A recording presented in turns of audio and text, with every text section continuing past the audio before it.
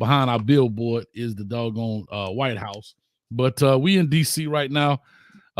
We saw Nick Saban, Senator Ted Cruz, some other senators there, athletic director from Alabama, the ACC commissioner was there. I mean, the ACC, I guess commissioner was there, and some other people. I don't know. The Cavender twins from Miami, the two young ladies.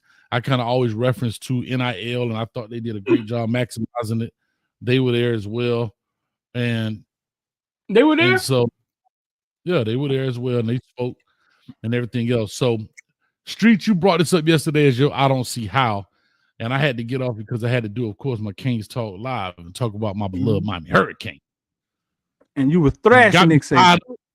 Yeah, you got me fired up, dog. But again, I'm very big on context matters. So that's why I said I want to watch the whole thing. I was on Nick Saban head. But I got a little different opinion, and it may not be the popular opinion. What's your thoughts on it, man? I believe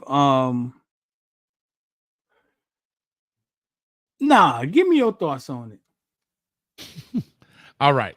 Because we heard my thoughts on it already now. The whole concept recap it for the people that may be new today. Recap it for the people that's new today.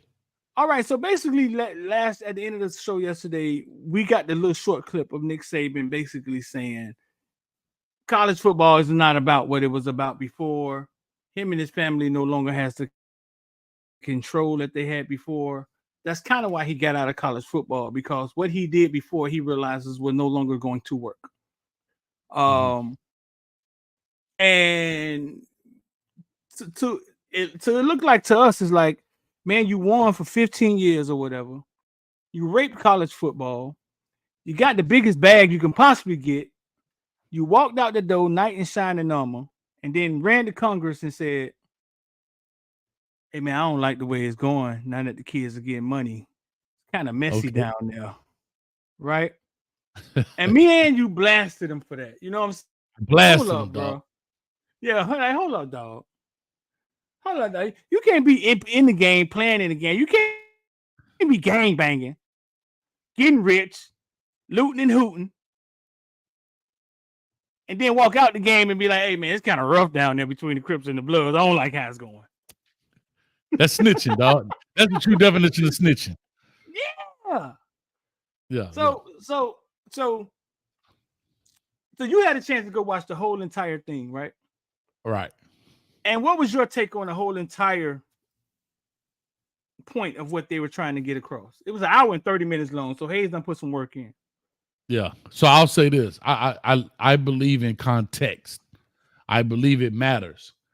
If you take a snippet of anything, it can sound like whatever it is when you hear it. And when I heard it yesterday, because that was the first time I even heard of it, I didn't know they were doing that. I didn't, you know what I mean? And then again, I saw Ted Cruz up there. That's a different story. That set me off. And when you listen to it in its entirety, and you listen to the ADs, you listen to the I listen more to the people that's in the fire than the people that's outside, like Congress. I don't really care what they think because they're on the outside. It's almost like your job when your boss gonna give you all these new rules and all these new procedures, and he's sitting in the office and on the 13th floor in the corner office overlooking the city, and you down there making doggone transmissions for Ford Motor Company, and he trying to tell you you're doing it wrong, or he trying to tell you how to make it easy. So I believe in listening to the people in the fire. To Nick Saban, I'll say this. Yeah, bro, you've been throwing bags for years. It is what it is. That we know. I think that's a given. It is what it is. But here's what he said, and that's why I played at the beginning. The team with the most money is going to have the most wins. And I believe that because he has proved that. Because he was throwing bags, and he got the best players. Right or wrong? Is that fair? It is fair. He was the one with the most money, the most bag, the most backing, and yet it turned into what? And it turned in the most protection, and it turned into the most wins and dynasties. You see it happening, and I would say in essence from Georgia, the understudy Kirby Smart. been with Nick Saban for years and years and years. He took that blueprint to Georgia. It's not saying that these guys can't coach, but they know how to work it. What I heard in this, and I know it's not going to be the most popular opinion, but whatever. Guys, let me know if the chat is still working. Let y'all type something in the chat to make sure it's still working, because there ain't nobody saying nothing. Coach getting a little worried. But anyway, what they were saying was they are not against players getting paid in the essence of truly what NIL was for, meaning your name, your image, and your likeness. The problem I think all coaches are having, and I'll even throw Deion Sanders into this because he's been very vocal about it, is the collective avenue of it and the transferring avenue of it. I don't think anybody is complaining that kids can make money off of what they have done and who they are on and off the football field, and other sports included. The problem is now people are not getting paid for their name, image, and likeness. They're getting paid to play. Okay? And I agree. But they've also said what I've been saying. They've also said a lot of what I've been saying. There was also a guy, I think he's the president of the collective union or whatever it was. He represents 30-some collectives. He was there as well. An attorney was there for the Cavender twins, who was talking about how these collectives are getting so nasty that he has seen something. Now, this is his words, paraphrasing. He's seen some deals where collectives are taking 100% of these kids, almost like a 360 deal in rap. These collectives are now taking 100% revenue from these players until they're paid back. And they're trying to broker NIL deals through the collective. So in essence, the collectives are becoming a pseudo NIL agency.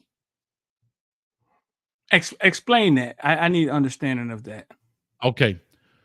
So I hate to say this because the dang on NCAA be watching us. But let's just take Miami, the Kane Collective.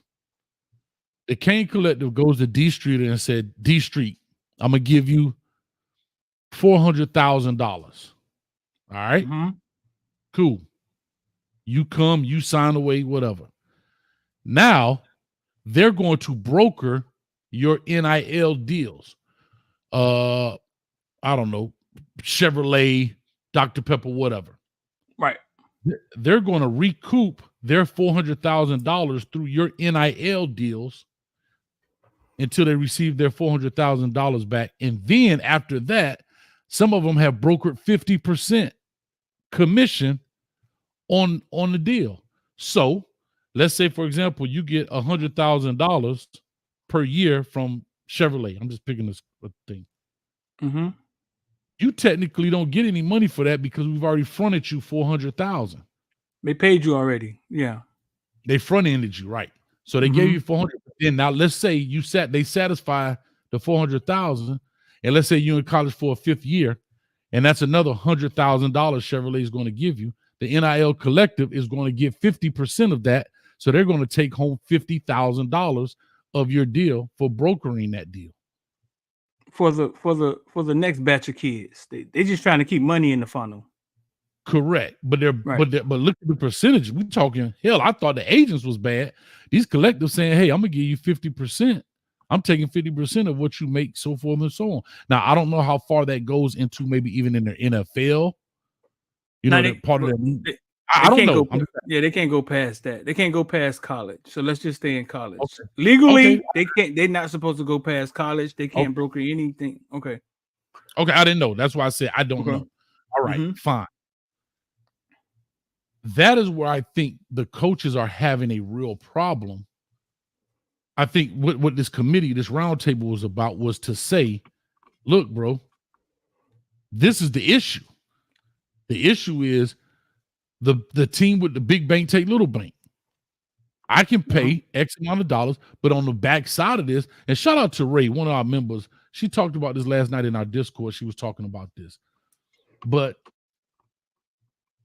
the NIL, the collectives are doing the record deal on the players. They've hitting them with a 360. Bro. So yeah, you get 400,000 up front, but you earn no more money from that. Or if you do earn any more money after you pay back 100% of technically the loan, you're now some of them 50%, 40%, 30% of your earnings for brokering these NIL deals because they are quasi NIL brokers. That's what that means. The second biggest thing I brought of this, and this is something that a lot of football fans and men's college basketball fans are not taking into consideration, the non-revenue sports. The non-revenue sports. And here's something that's big, and people who have power will do this. The Alabama AD was there. He said, we only have 2 revenue-making sports out of the 21 sports we have on campus. 2, men's basketball and football. Football makes 85% of the money. Men's basketball makes 15% of the money.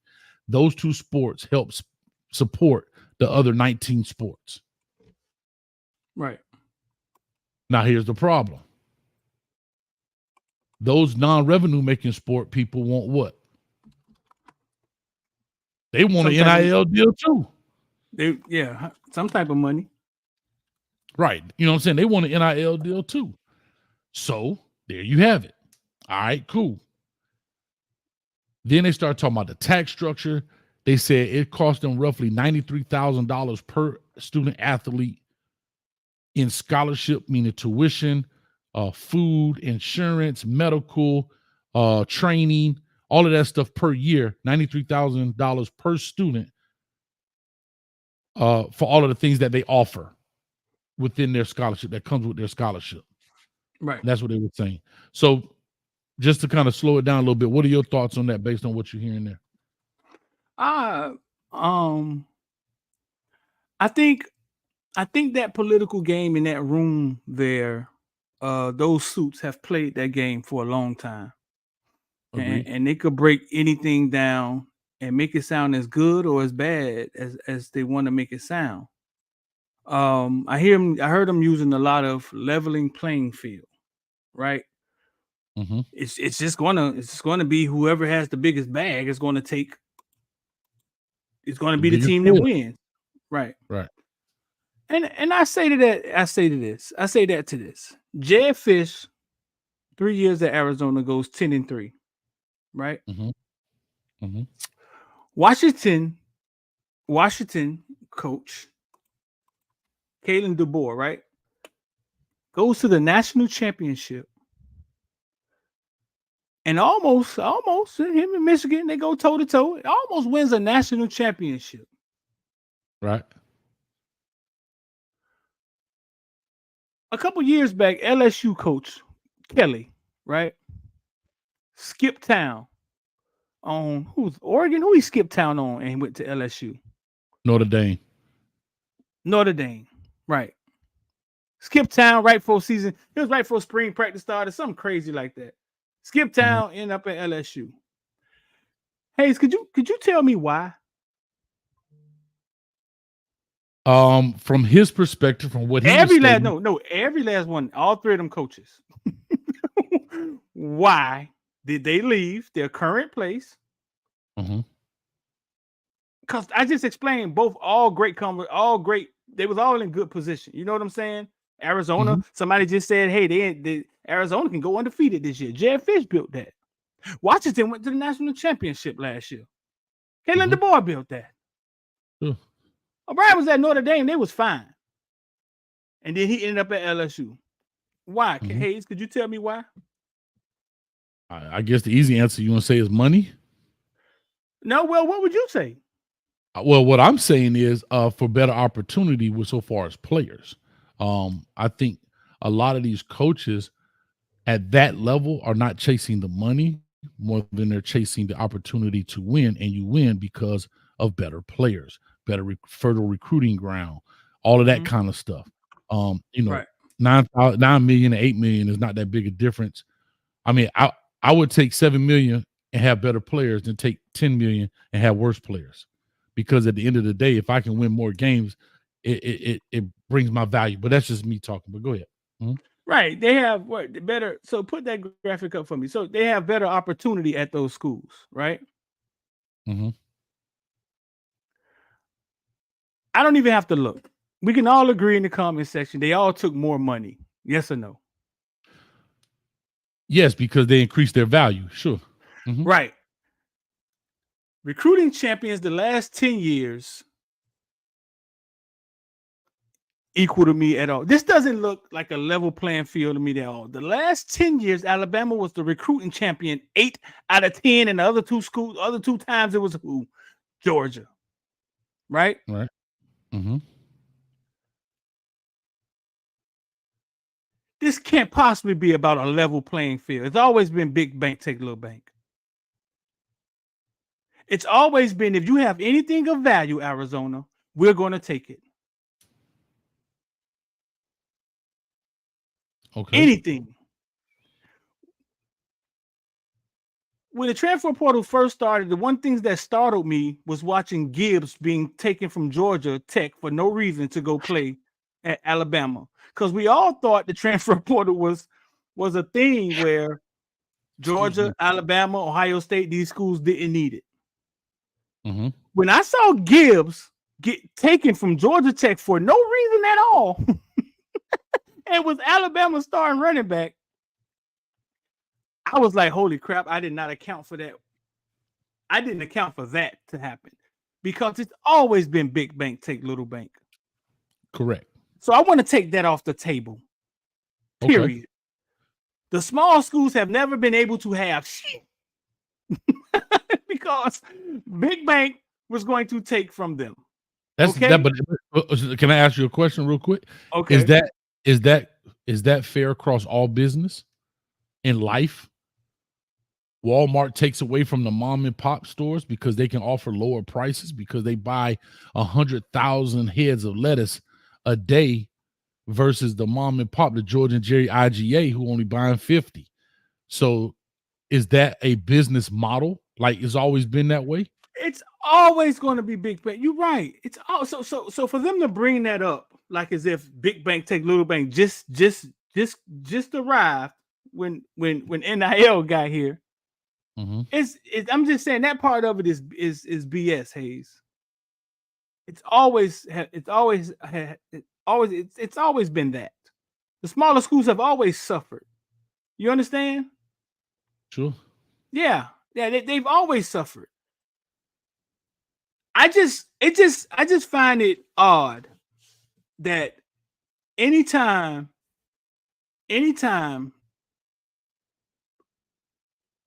the kids, the athletes,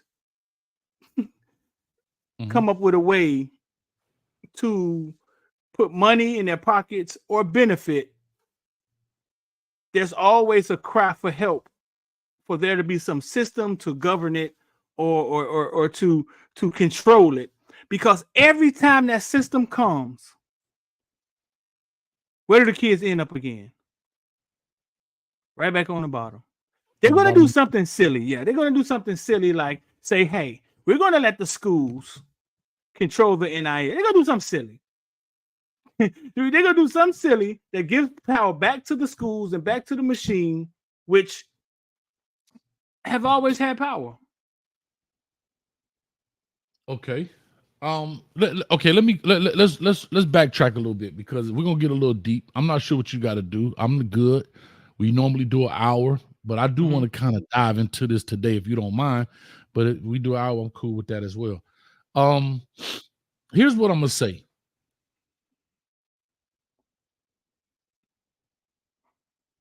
I know that okay. I think there's three major components here that are they're battling themselves. They don't complement one another. Name, image, and likeness, collectives, transferring. But they all fall under the umbrella term of name, image, and likeness. Would you agree with that? No, why would you put them under the same umbrella? Because they are already. Because they are. I don't think they can. You told me that collectives are part of name, image, and likeness. That's why those two are those two have to be under the same umbrella. But the transfer portal just happened to be a necessary evil that arrived at the same time. But the transfer portal Uh-huh. is primarily is being used as a threat for name, image, and likeness. That's what I'm saying. Like they said, how much I'm getting paid? If not, I'm out. So that's why Yeah. I'm putting that's why I said the transfer portal kind of falls Yeah. under that. You get where I'm coming from, Just right? like any negotiation tool. Like, yeah, I mean, Correct. yeah. Mm-hmm. Now, here's what the biggest thing was, and you tell me if I'm wrong, you tell me where you stand on this. Okay. The players, everybody said the players need to be paid for their name, image, and likeness because the university is making X, Y, and Z off of their name, image, and likeness, and they get nothing. I will go back to a very easy example of Tim Tebow, the highest selling jersey of all time, and he received not a red penny from it. So that's Uh-huh. that's criminal. That is criminal. It is. But that's what people wanted. The collectives now come in, and here's where I said the NCAA dropped the ball, and they talked about it. I urge anybody, if you're really interested in this, go look at that hour and a half deal. It's really informative. But listen to, like I say, listen to what they're saying, because it's some things that they bring up, and it's political. Now, don't get me wrong. I'm not saying you got to believe everything, but just listen to what's being talked about. They're talking about tax structures. They're talking about all of the things that we don't think about on the back end of business. We're just looking at the front end, payers get a check. But what are you talking about from a business side? And let's not get this misunderstood. My famous thing is F that family junk. It's about business. And Right. so when Nick Saban came in here and talked about that, that's another thing. And I'm gonna get into development too. I think that's big. But excuse me, man, this pollen in the air so bad got me going. But anyway, I'm soft, right? I got allergies. But anyhow, everybody wanted the players to get paid for their name, image, and likeness. And when you heard that, Street, did you think name, image, and likeness meant we're gonna give you $50,000 to come to the school, or did you think the kids could now get paid to sign autographs, baseball or football cards, jerseys, do appearances? That's what you thought name, image, and likeness was when you first heard it coming out? I think when I heard it, because it's name, image, and likeness, it's all separate.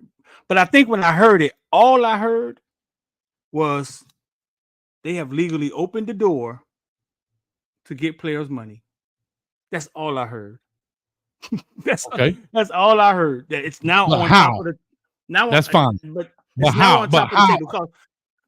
But no, Hayes, because we all know they always were getting paid. God damn, we always know that. That was like Thank you. yeah. So Thank all I heard was, oh, they've made it legal, and I knew that they were going to figure out a way to legally make it work for them to pay the kids. That's all I heard. I knew that wasn't. Yeah. So here's what I will say to you. Uh-huh. A lot of people don't know this either. You're 100% correct, but I did think that it was legally a way for the kids to get paid, but I thought that the kids would have an opportunity without having an underhand and do the Johnny Manziel and sign all these jerseys and cards and stuff under the table. They could now do it openly. Like they could go to a Canes Wear, for example. Like for people that don't know, that's not watching, that's a store they have in it's not actually even in Miami, but I just say South Florida, that sells a lot of Miami Hurricane gear, Dolphin stuff, and the players maybe could go to their store when they do a signing or whatever the case may be, right? Sign helmets and baseball cards and yada yada yada. And Canes Wear would pay them to come do that appearance. You know what I mean? That kind of stuff. Right. A commercial maybe for a local business, whatever. But like I said, the collectives came in, and that's where it became pay for play. Because your name, image, and likeness is built off of what you do and who you are and what you produce on the football field. That's what we were saying. Now, I will say this.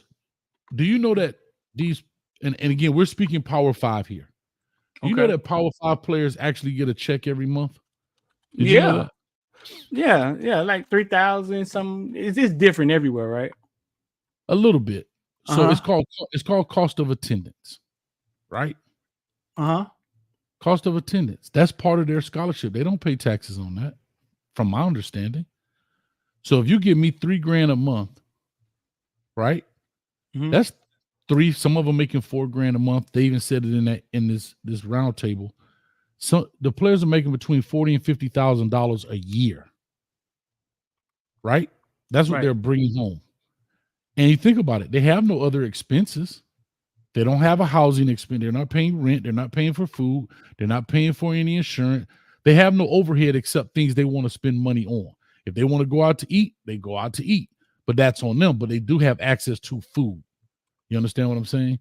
Okay. Um, so you bring home $4,000 a month. You're bringing home a salary. You're actually bringing home a salary that a lot of teachers make, right? Right. So the days, I just want this to be clear. The days of players going home starving are not happening at this level. I'm not talking about smaller schools. We're talking about P5. The days of kids going home hungry are no more. Would you agree with that? Uh, And they're getting the bag under the table now. So let's not get that twisted. I believe, yeah, I've spoken to a few of them, bro, and the ones who didn't have the big NIL deals or wasn't getting the NIL Oh, I'm talking money. about before NIL. I'm talking about strictly just cost of attendance that's coming from the university. I think starving. I think. Damn, this goes a little deeper. Now we're talking about being able to deal with $3,000 a month and being able to manage $4,000 a month. They spending that shit in the first week. So hold on. I'm with you. And again, that's a Mm-hmm. different thing. But we're talking about Right. giving. It's no different than you go out here and give them $200,000 a year. They still could burn through it if they don't have any financial literacy. However, they were now given this money. Now, what you do with it, that's on you. You understand? But we're just on the first level. How I'm saying is they're giving $4,000 a month with no other expenses to truly be paid, so far as required expenses like rent. And hell, if you go off campus, they cut you a check for what you would have got for what they paid for room and board.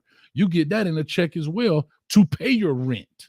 Mm-hmm. I want people to understand that too. So when these kids the young men move off campus, they don't move off campus and have to use that $4,000. They get what they would have received to live on campus in a check as well. But anyhow, hey Street, is it just me or you not getting any comments? Anybody making comments on here? I'm not getting any comment. And I just want to make sure it's No, they comment. I don't have any comments up here. That's why I'm not. Ham just made a comment. Bomb. They go 740, 741. I had to refresh it. Random book. LNV in here talking mad trash. You missed all that trash he talking. Coach. All of that. It was stuck. That's why I said somebody put a comment. Okay, I got it. It's up now. She said you're allergic to Saban crying, dog. I am. He crying them pollen tears. All right, now I see it. I feel better now. I'm good now. I had to refresh it. All right. So I say all that because I saw we got over 220 people in the building. Appreciate y'all. Yeah. We bumping tonight, dog. YouTube, they noticing us now, dog. You know what I'm saying? They like my when shit. your idols become rivals, dog. Understand? So I'm saying all that to say they're walking around with about $40,000 a year in their pocket. Mm-hmm. All right. Yeah. So they get food and room and board. Yeah. They get, right. But I'm saying they got food, they got room and board, they got a lot of things. Right. Do me a favor. I got somebody that's in the chat right now. I'm gonna leave them nameless. Do me a favor, if you wouldn't mind texting me those things in which they get paid for, because I know you have some firsthand knowledge. I'll leave you nameless, but you know who I'm talking to. Do me a favor, text me that information so I can kind of read it down, because I know you work in that kind of area, if you understand what I'm saying, and give me a little bit more ammunition in this fight, because I gotta bring out that AK. But anyhow, got my cool D's on today. The wild west. I'll go downtown, 125th Street. Anyway, so now you're talking about these players walking around with $40,000 a year with no expenses. Now, what they do with the money, that's another thing we could talk about maybe later or another day, whatever. So now with that being said, they have that money. Okay, great.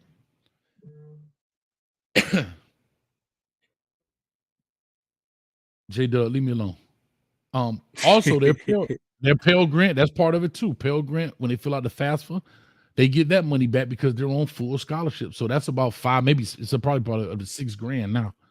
So that's around another $6,000 they get a year and get back in return. If you understand what I'm saying. So they're not walking around and they like starving. And when I say starving, I mean like, man, I don't have any money, but this, that, and other. Now, we could talk about sending money home and whatever. That's another thing too. However, all right.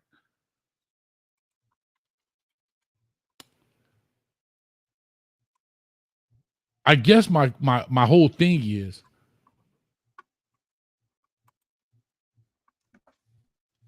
why can't a kid get, and I don't care, there should be no ceiling on your name, image, and likeness. If Caleb Williams goes out there and does a Dr. Pepper commercial and he's making $1 million a year for his Dr. Pepper commercial, more power to him. Because guess what Caleb Williams is still getting, y'all? He's still getting cost of attendance. He's still getting that $40,000 like everybody else on top of his NIL deal. Mm-hmm. All right. So I say all that to say, what's your thoughts on it? And remember, that money's also being paid to these other college athletes too. They're getting that same deal. And their programs don't generate dollars.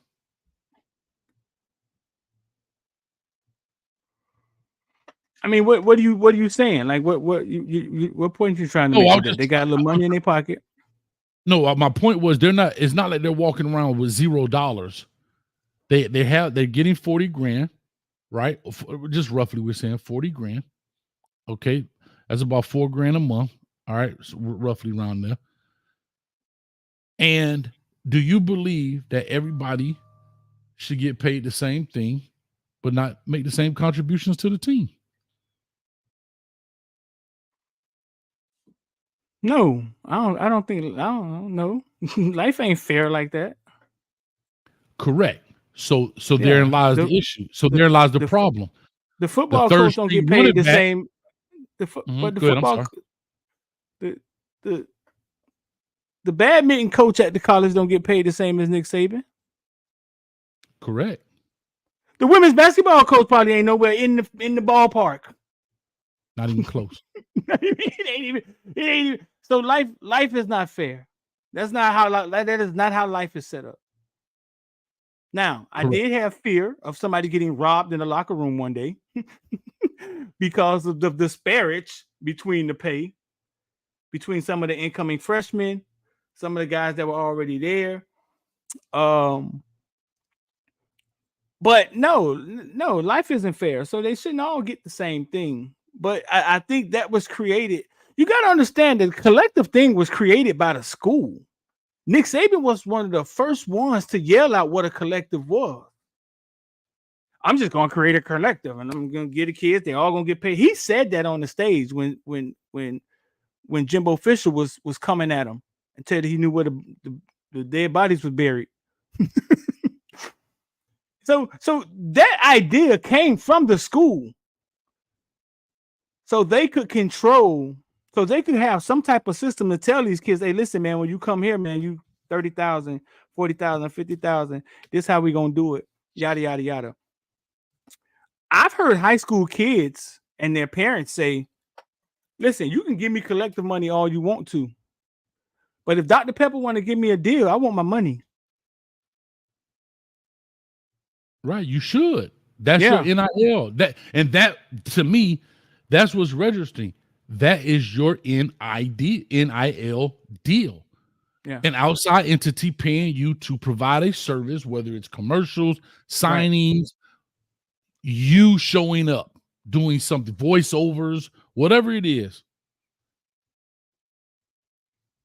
Whatever it is.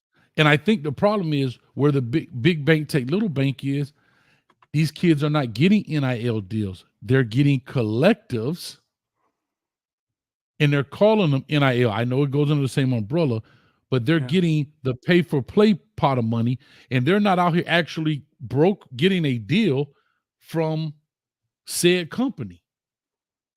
And herein lies the problem. Yeah, because I think what's happening is here's the other elephant in the room. The University of Alabama has sponsors, don't it, Hayes?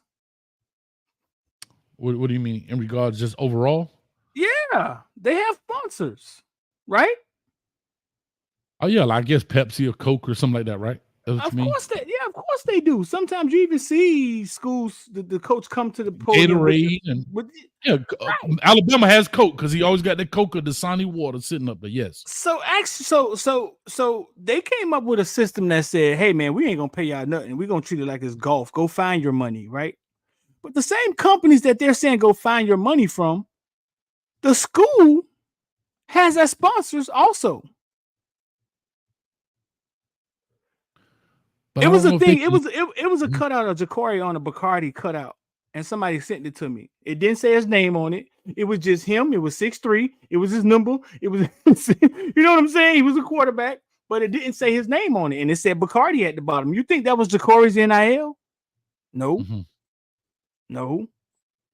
So the collective could be playing the kids, right, and bringing in the big sponsors to sponsor the brand, the team.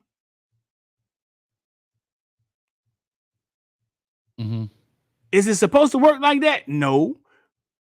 But the University of Miami also is still looking for money. And you see that they still advertising with these brands and their brand and these kids. So you got to ask yourself, like, how?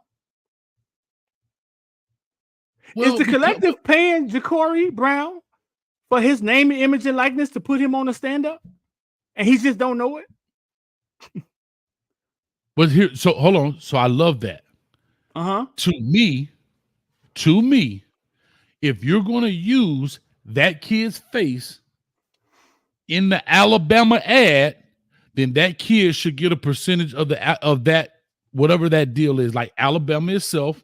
Yeah. Like for example, I'm just saying Coca-Cola uses Jalen Milroe in their Coca-Cola ad. Yes, he should get paid a part of that money because it's not just solely him, it's also Alabama. Because remember, in their name, image, and likeness, they cannot use the school imaging. Yeah, but so they didn't have his face. They didn't have his face. It was his number. Then they found a loophole. But guess what? I think that's his image and likeness. That's his likeness. Yeah. So he can sue for that.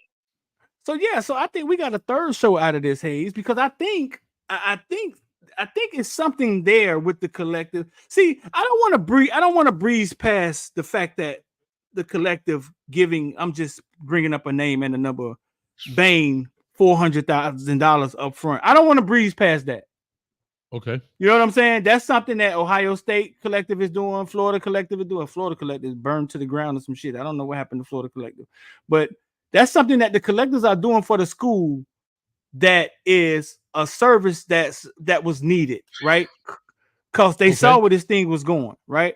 How do you go after a Cam Ward and with just go after him and don't know what he's going to ask for, don't know what he's looking for, but feel comfortable going after him? So let's not breeze past the fact that somebody's fronting you money. Because can you front somebody 200,000, Hayes? I can't. You know what I'm saying? So it's a big deal. I'm gonna do it. But I need 50% return though. Bro. If not, I'll come after you with a Coach Corleone gonna come after you with a bat and take out your knees. Forget about it.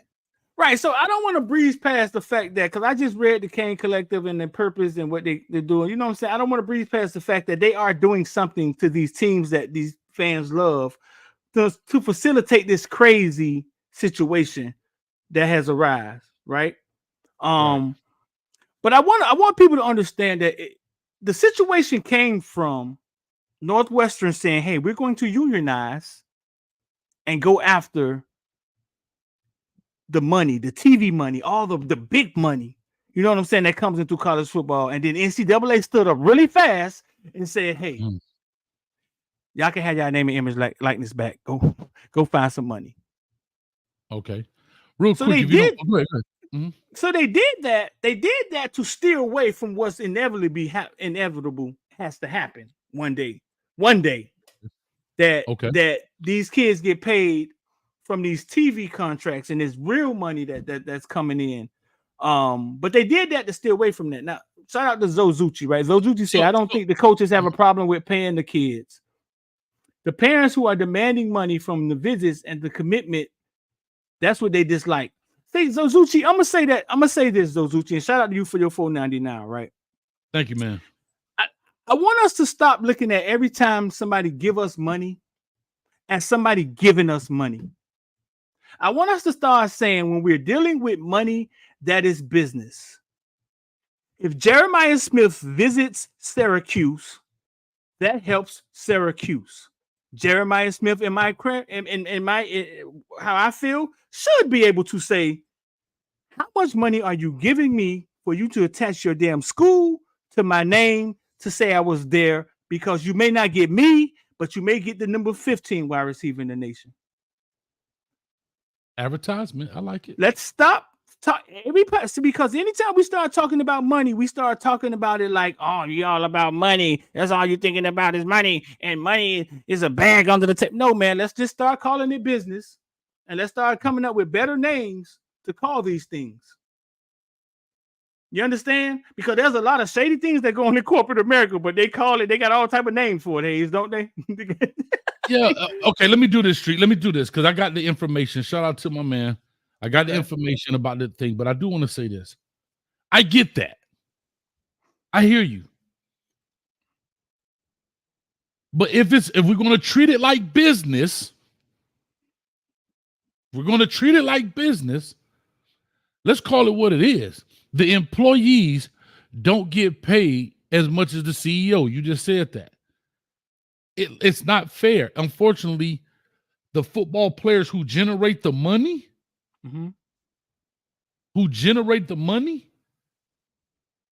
that's the part of it. It's the same model across the board. I just said this. There's a dude in a Ford Motor Company factory right now that puts together 15 transmissions a day. He makes $80,000 a year. He just made the transmission for 15 cars, but he only gets paid for what they sell one truck for. Right. Ooh, that sounds so nasty. But it's the truth. He does 15 a day. I'm just making this number up. I don't know. But whatever he does, he has made enough transmissions for a fleet of cars for the 2024 car sale. But he only makes what one car cost. So I hear that argument, but unfortunately, that is capitalism. That is business, since we're talking business. The guy who drives the Coca-Cola truck and delivers the Coca-Colas to all these convenience stores does not make the same amount of money as the CEO. He doesn't. Who are you calling the CEO? In this, be careful now in this equation. No. Who you calling? Who you calling the CEO? Yeah. I would say the head coach. Okay. The head coach would be the CEO, right? Or if you really want to look at it, the head coach would be the CEO. The school would be the business. Alabama would be the business. Nick Saban would be the CEO, right? The coaches are the managers, and the players are the employees. It's just what it is, right? It's what it is. That's business 101. You own Footballville. You own Footballville. Right. The guy that does editing, does he make more than you? No. But guess what? Those edits help Footballville grow. Right. I'm just same thing for me. In most industries. I got one for you though. Talk to me. Last year, D'Amico Ryans made $4 million. Right. Okay. CJ Stroud made $36 million. You talking about NFL though? I'm just saying. No, but yeah. Okay. I'm just saying it's an industry. That's why I said be careful who you call the CEO, because CJ will never make more than the owners. He won't. He won't. That'll never Those happen. those are the CEO. There's no owner of Alabama. So the CEO of an NFL team is the owner. But Jeremiah could make more than his coach one day. He could, but he has to do it out. Hold on. Hear me out. He could outside of Alabama. I mean, outside of Ohio State. What am I saying? That's like me right now. My boss at my job makes more than me. But because I'm hustling hard on YouTube, I may make more money than him overall when I submit my tax, but it's outside of my job. And that's what name, image, and likeness is. You're making more money outside of your job. Right. So supposedly they done brought the shit in the house though. Correct. But what I'm saying is, right. Yeah, you could make more money, but you're not making more money under the entity of the university. Yeah. How do you feel about what Zozuchi said? Zozuchi says, Street, you don't play an employee for interviewing. A college visit is an interview. Hold on, where is it? Put it up.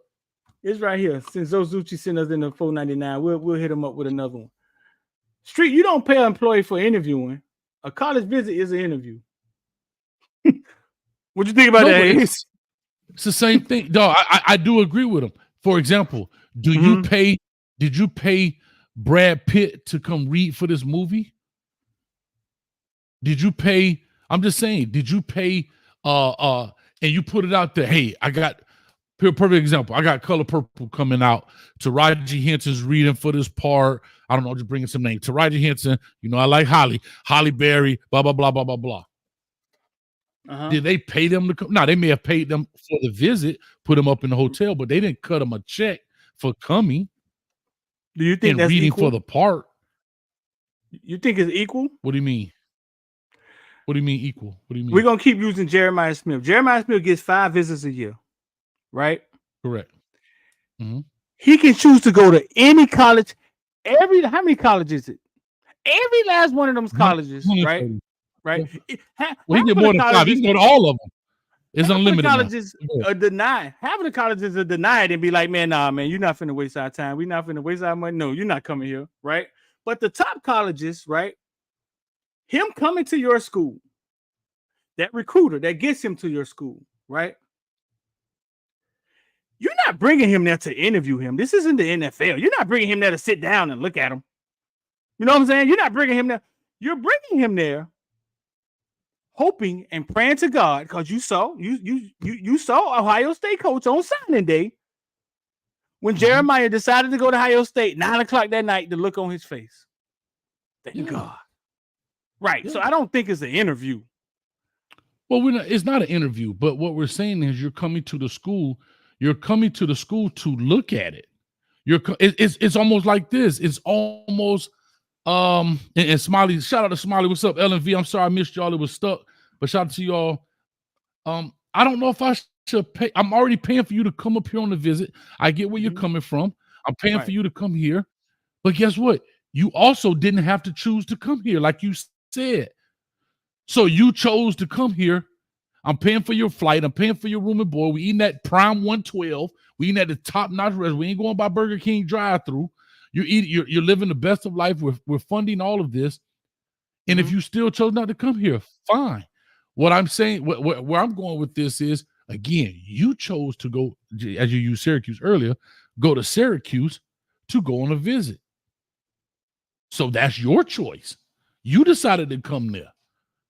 Okay, you want to come? We pay for everything. Here's your flight. Here's your this. Here's your that. Here's your this. I just think, to me, that's a little much, that I'm going to pay you to come on a visit. I don't know, bro. I don't know. Me personally, because let's look at it. Since you said it's business, I'm looking at that model across all businesses.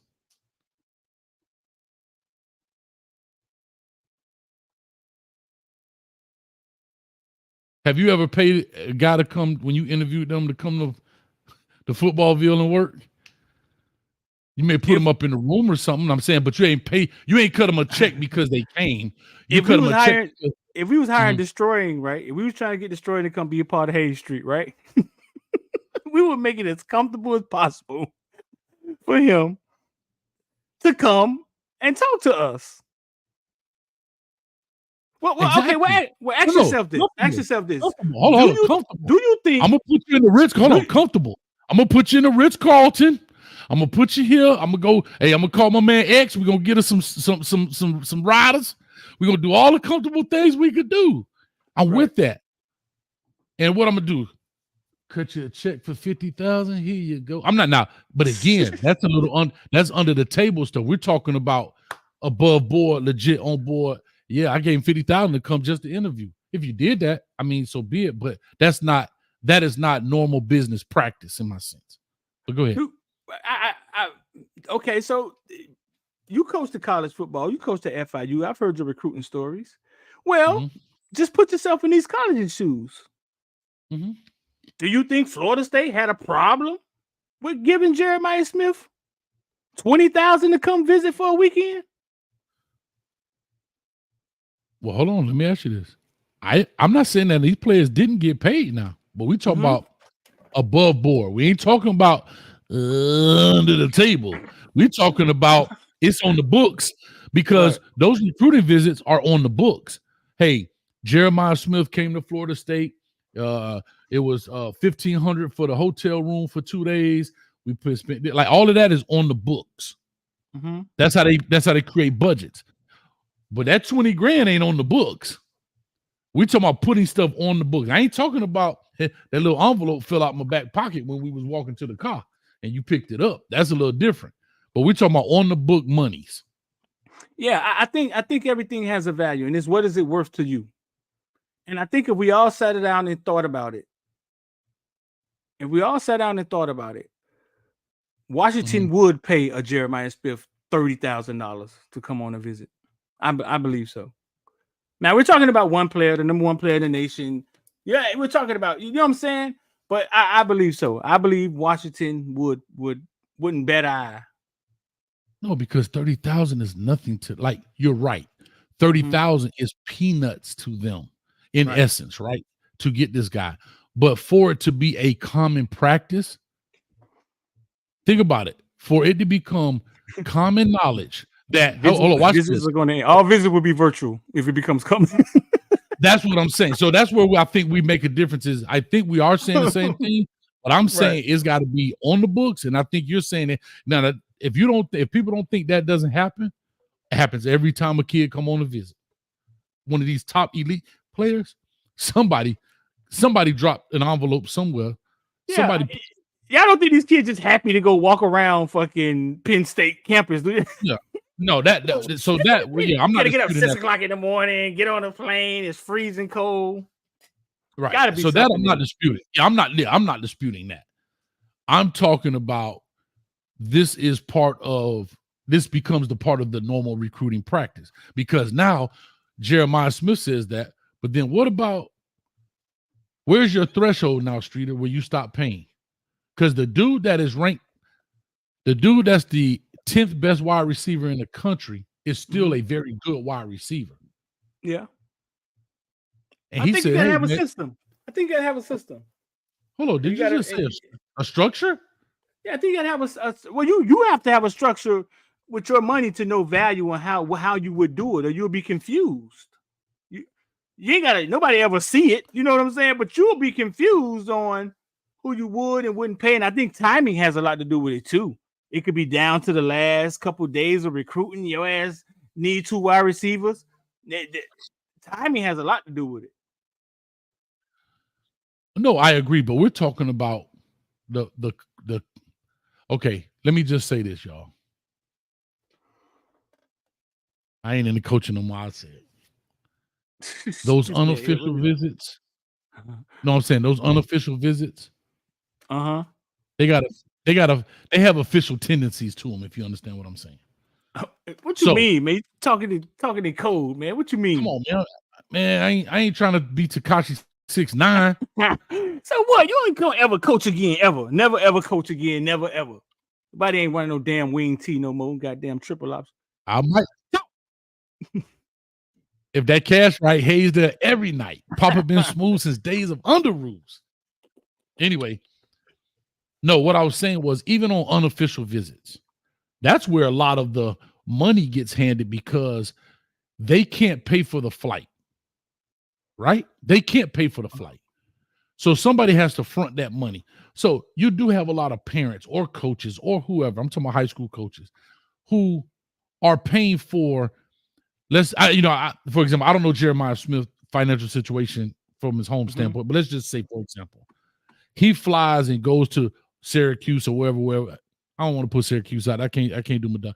Wyoming. Let's put Wyoming. He flies to Wyoming. Matter of fact, here's a perfect one. Kamani McClain went to BYU.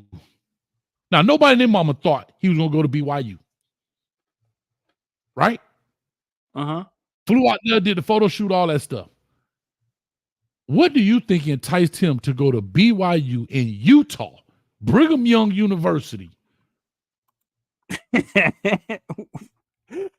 you're the number one corner in the nation. The flowers. I know a brown paper bag. Brown paper bag. I just said it. Right.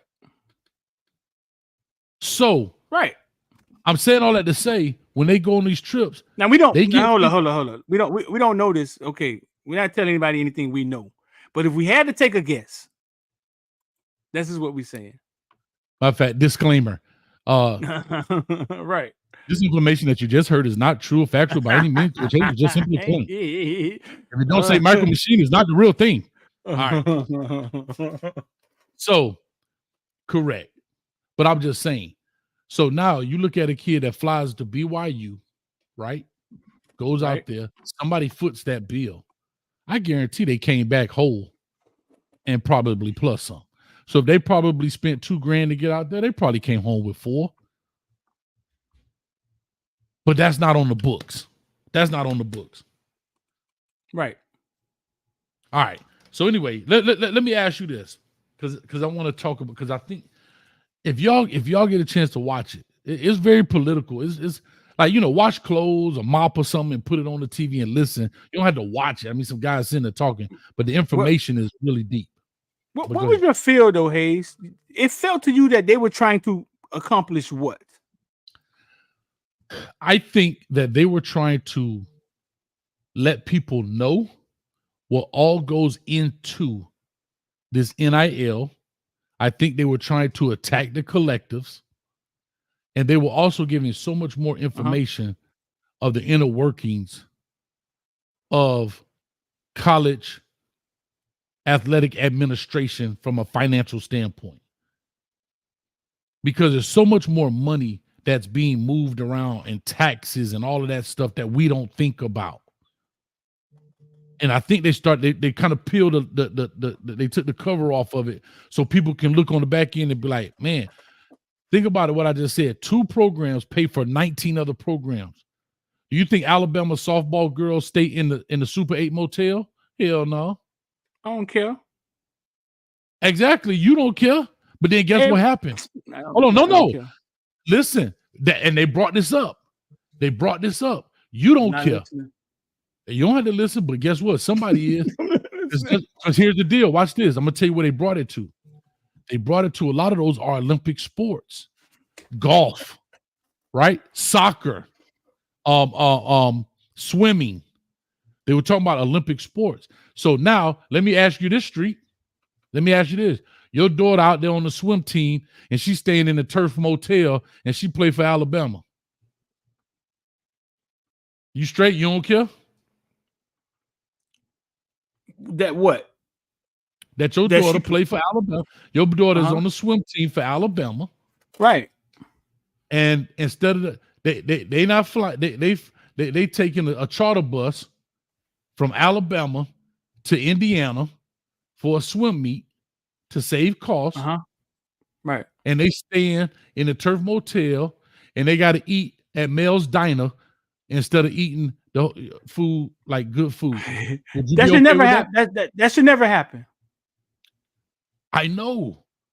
That's what they're talking about. That all of this money. Every time they fire a Jimbo Fisher and have to pay him $70 million to fire him,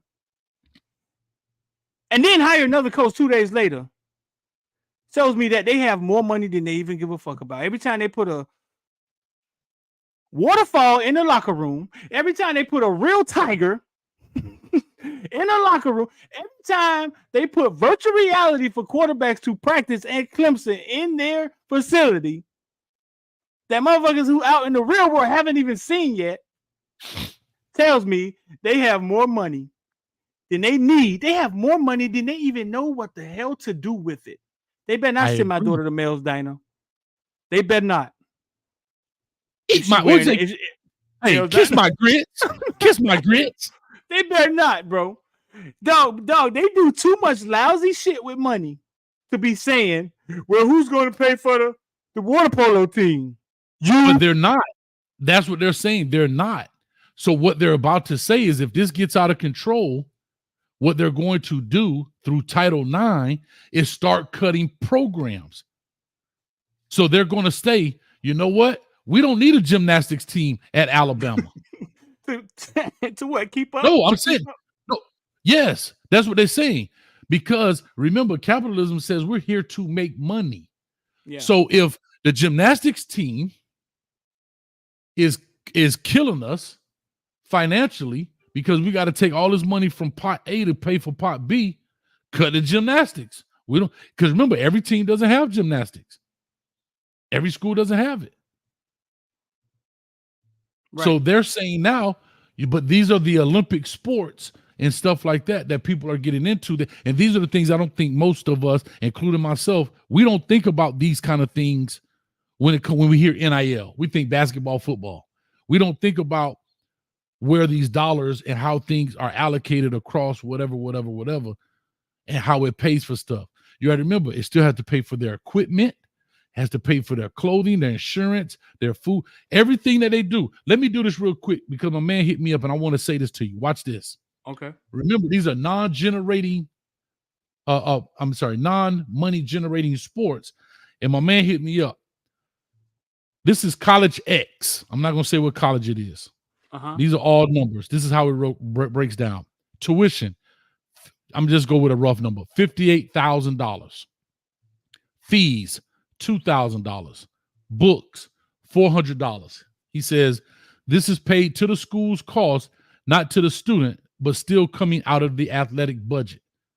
So when Alabama gives Jalen Milroe a scholarship, and these are not Alabama, I'm just using it. Football cuts a check to the university for that total amount. Here's now the flip side to the players. Off-campus stipend, $14,300. Meal allowance, $8,000. This is for the year. Cost of attendance, $6,000. So if you add that up, that's $28,000. They get that in he says 5 payments a term. They get that in 5 payments in a term. God, hold up. Then they still get their Pell Grant, which is $7,300 on top of that. This ain't not been an NIL or a collective. So now, mind you, you're paying that for 85 football players, softball team, women's basketball, the other 19 teams, all that money's coming out of.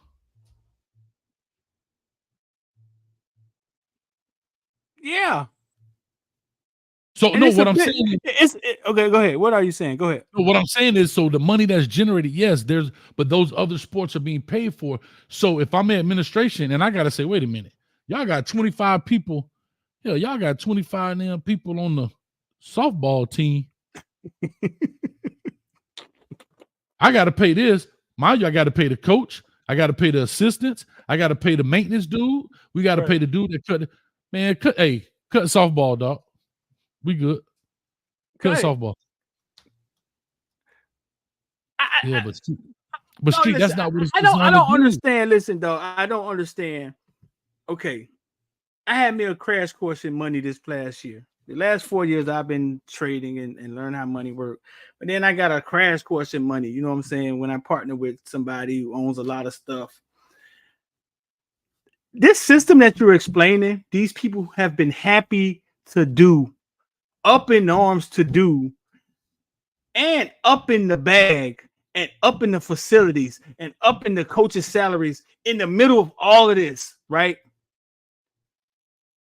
They've been happy. This business model they created, they've been happy to run it. You know why? Because they're bringing in money hand over fist, though. I hear you.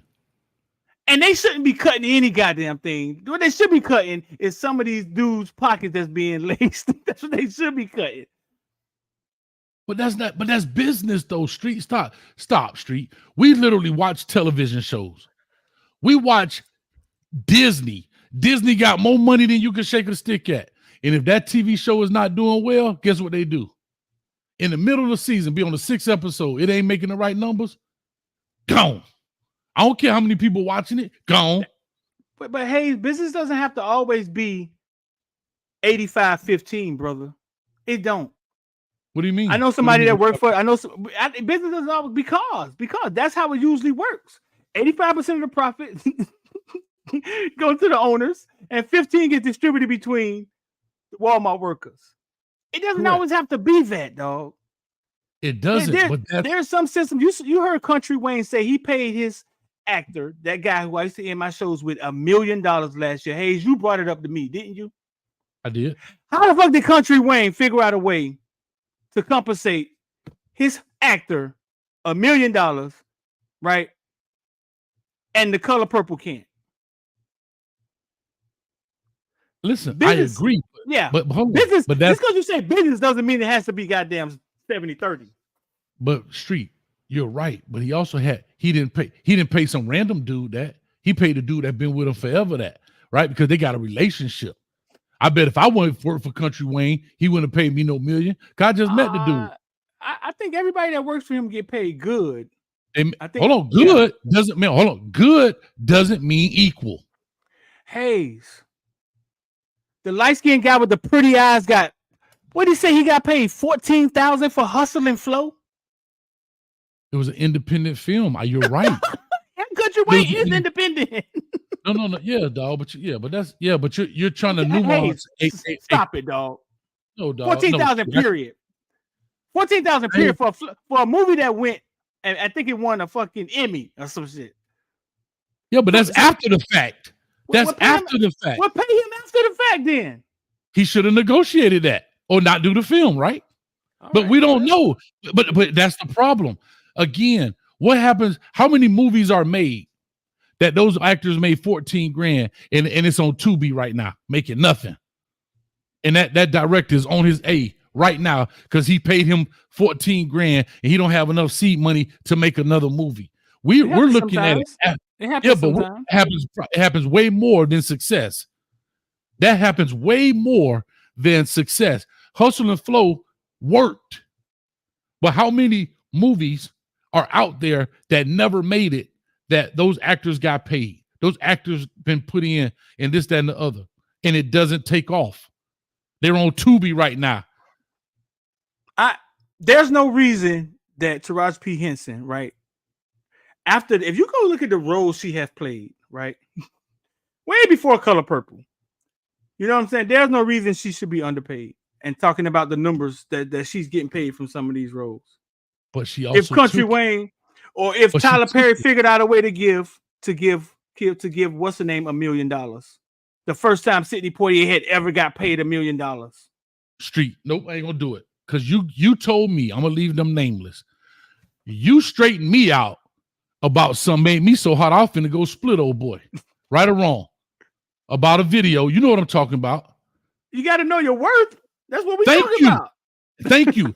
So if Taraji Henson got paid that, then that's what she agreed upon. It's not like she agreed upon $4 million and they gave her that and they owe her money. She agreed upon that. So you can't cry over spilled milk. I think what she don't understand is she doesn't understand the numbers that are getting pushed toward her. Like, why would you offer me that? That's her fault.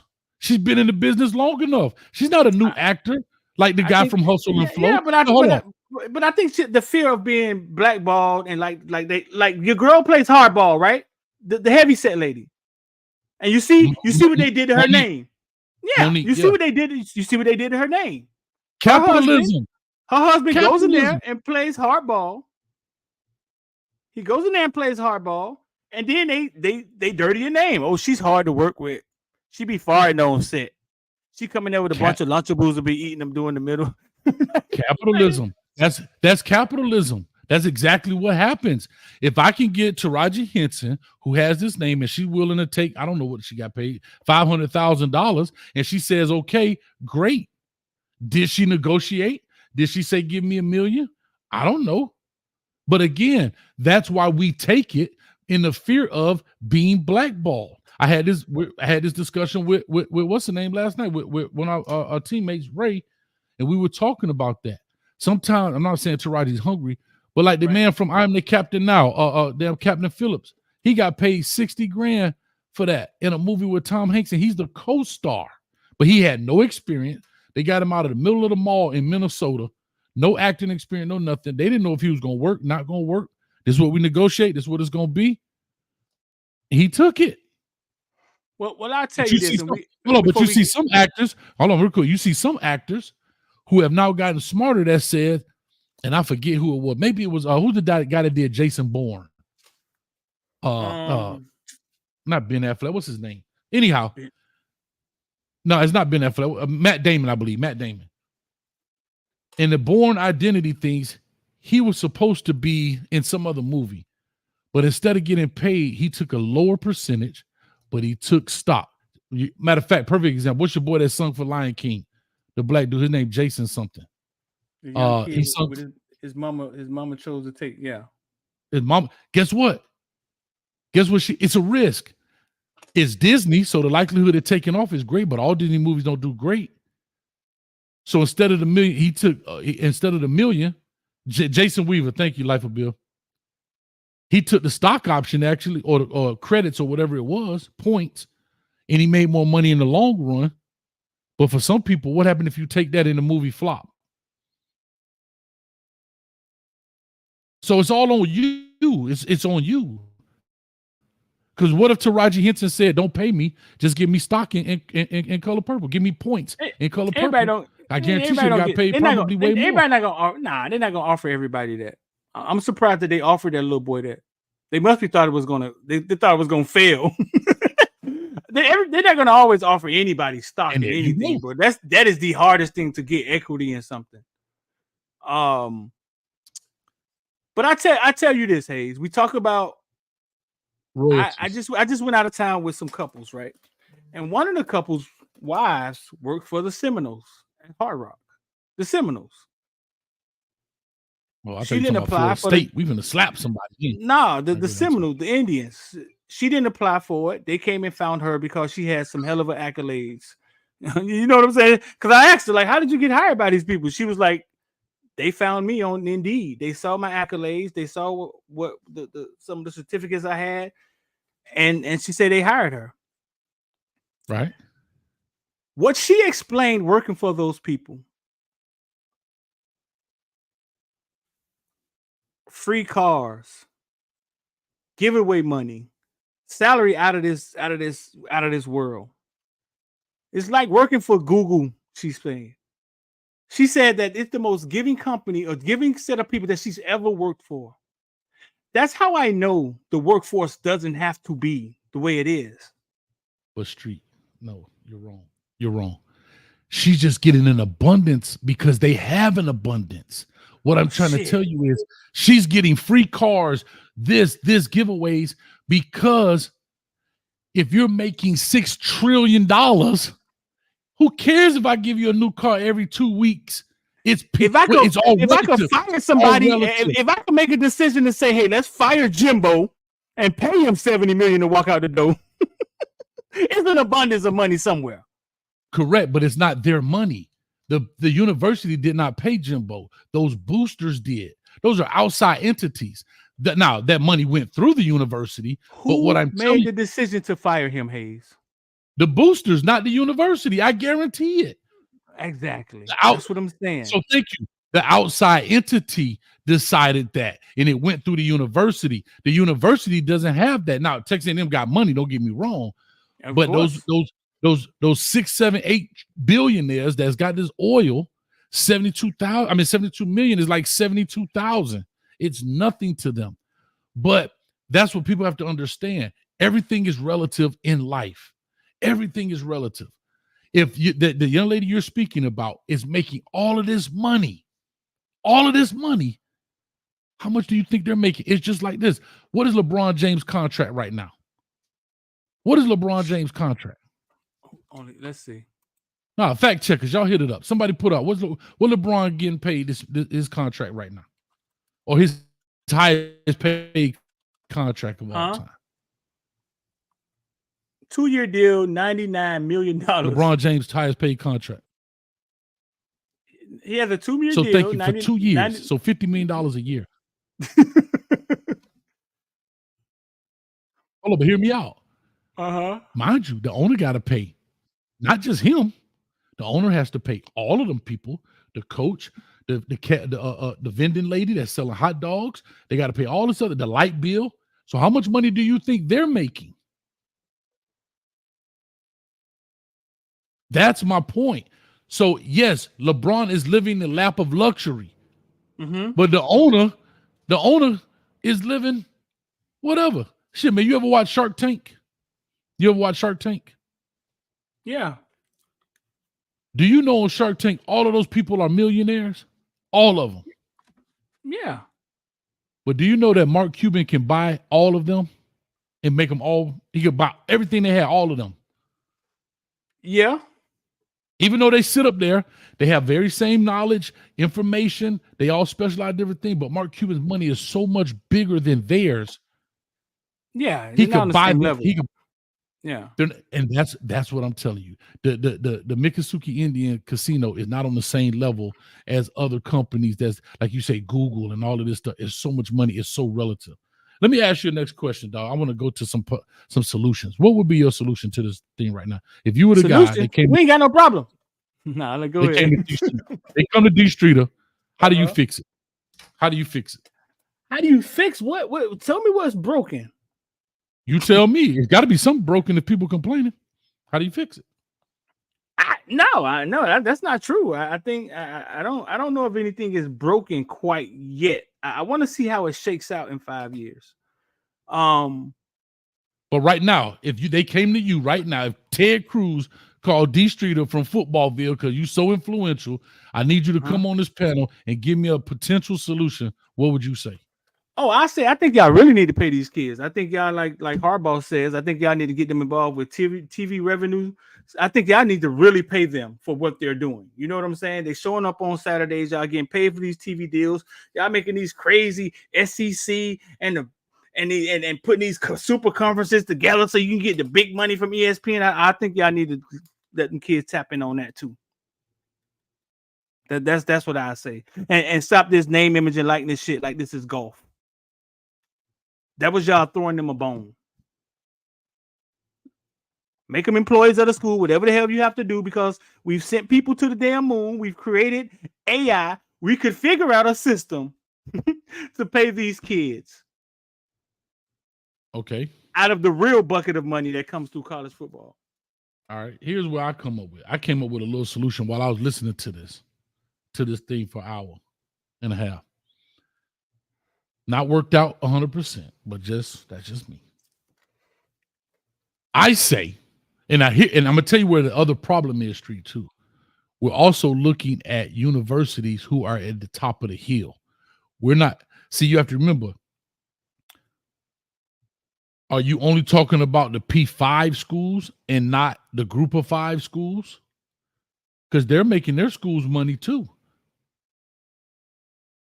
Are you talking about SMU or Houston? Well, prior to them going to the conference. But what about teams like that? What about them? Those kids out there playing, and they're making their team money, but they don't have the big TV contracts. So how do you do it? Or are we just talking about P5 programs right now? I'm just talking about P5 programs. I understand that they're always going to be, yeah, but the ones that are making big money, the P5 programs, they're making the big money. Yeah, I mean, in these big huge conferences, though, they getting in the bed with ESPN, doing these huge $1 billion deals. Come on, man. Come on. All right, and then doing it on the backs of amateurs. I did some math. All right, but I did some math, Street. You ready? P5 conferences. Talk to me. Here's what I come up with. Y'all follow me on this. If you're in the Power 5 conference,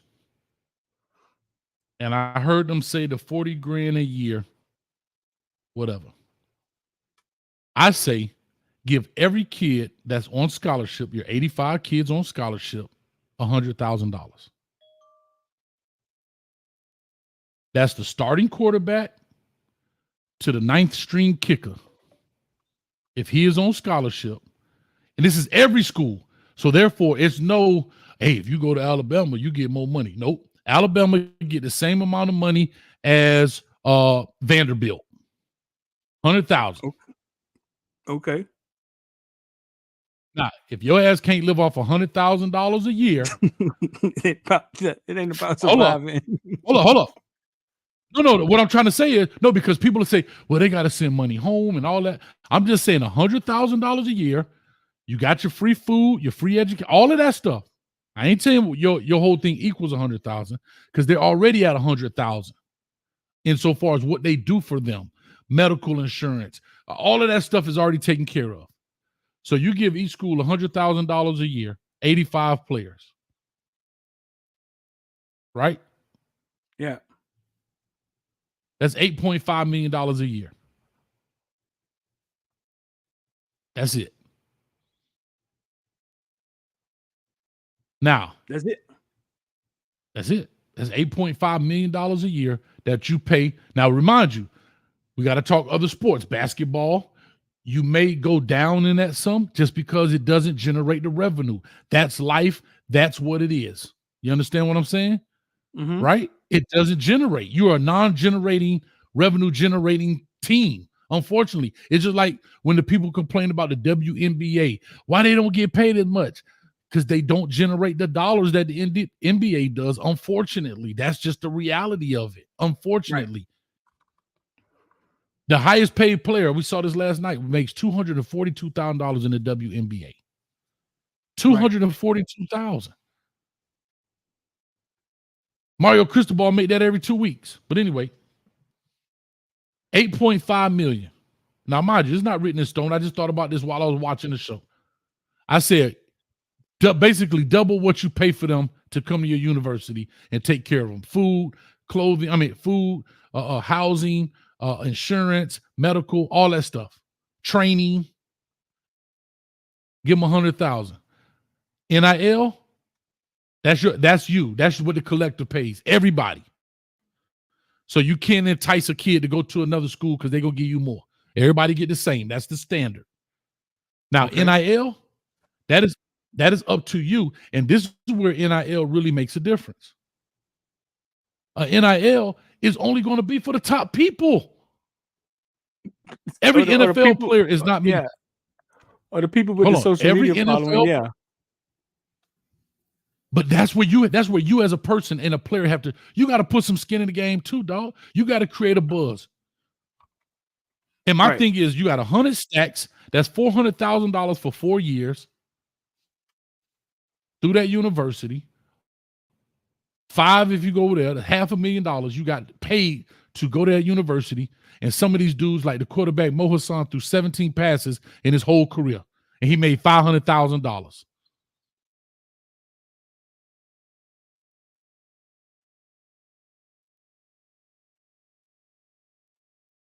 It's an incentive for them to stay in school. It's an incentive for all of that stuff.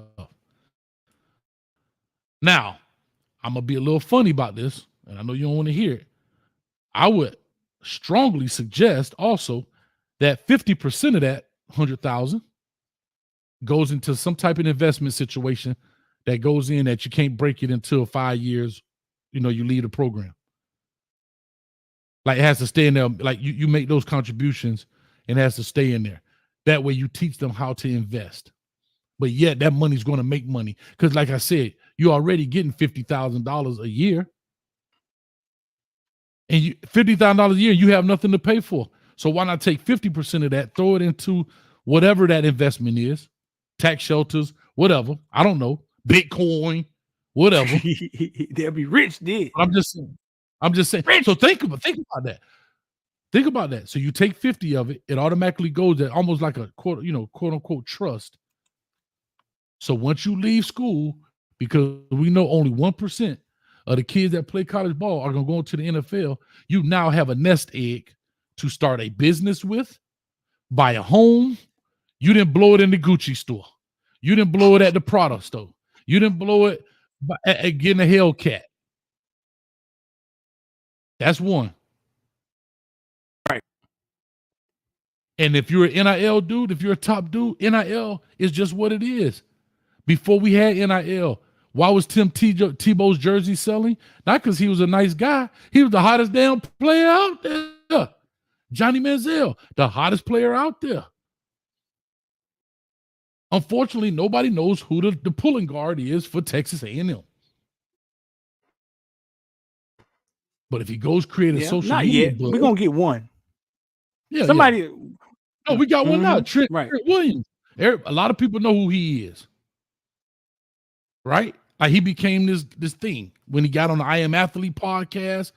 But it also teaches them what? You gotta also now, peep this. If you don't want to create a buzz, fine. You got your nest egg, go about your business. But your name, image, and likeness is not, to me personally, it is not the university's responsibility to make your name bigger. It's your responsibility to make your name bigger through your gameplay and through what you do and how you interact with your people and your fans. Right. I agree. Because you have, think about it, the Cavender twins. The Cavender twins. Do me a favor, Street, because I'm scared I'll lag. Type up how many followers do the Cavender twins have? How many social media followers? I want to say it's around 4 million. I may be wrong. I mean, just in total. But it's across different platforms. It's hard to let me see if we can find it. Yeah, it has it because I've looked it up before. I just don't want to do it because I'm a lag. It'll tell you how many total followers do they have. Let me see.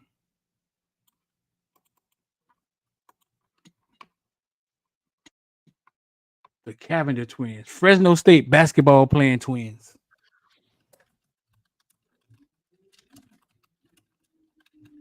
So I want to say it's around 3 or 4 million, somewhere in there. With the combined social media following of nearly 5 million. And can I be honest? They ain't got the same name as Bryce Young or Caleb Williams, but apparently they do, because they got 5 million. Because why? Because they are active on their social media. They built that social media. Their gameplay didn't build their social media. They built their social media. They went on there. They interact with people. They took pictures. So guess what? They built a following.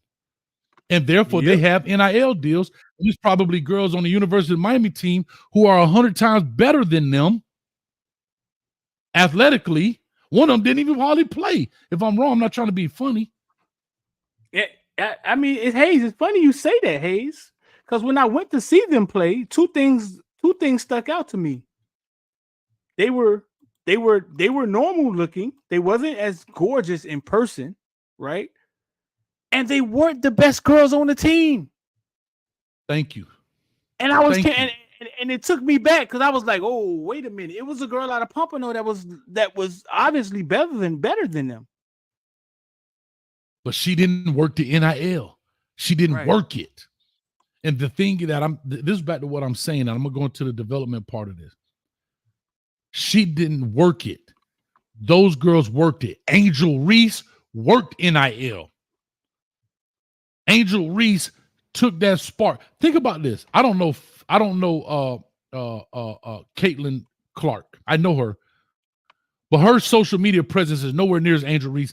And I don't know, that Caitlin Clark is way better than Angel Reese as a basketball player overall. I know they play different positions, but her athletic ability is better than Angel Reese. But Angel Reese is probably making more money through NIL than Caitlin Clark, the number one player in women's basketball, because of her social media presence. Right. She got Shaquille O'Neal coming. Yeah, I know he went to LSU. But if Caitlin Clark played for LSU and she was just still Caitlin Clark, he may have gone to a game. But would she be calling him Unc? Hey, Unc, what's up, Unc? No.